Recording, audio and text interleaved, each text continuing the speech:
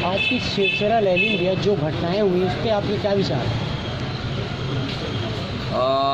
छत्तीसगढ़िया क्रांति सेना के सेनानी अनुशासित सिपाही हैं, अनुशासित सेनानी हैं और तो हमन ला व्यवस्था करे खातिर पुलिस की ज़रूरत नहीं पड़ा है। अत का अनुशासन से हमन रैली निकालता ना। ये पहली बार रैली नो है। पूरा प्रदेश भर में अलग अलग स्थान में रैली निकले, कभी ये ढंग से बात नहीं होए।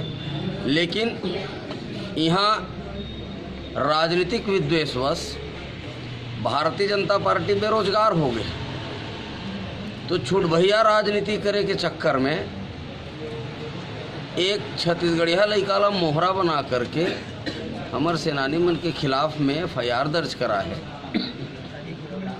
और एमन विधानसभा में निपटे के बाद भी मन होश नहीं चढ़े। अभी लोकसभा चुनाव लखठा में है, लोकसभा में भी अकर मन के हस्र का होना है समझ में आवत है।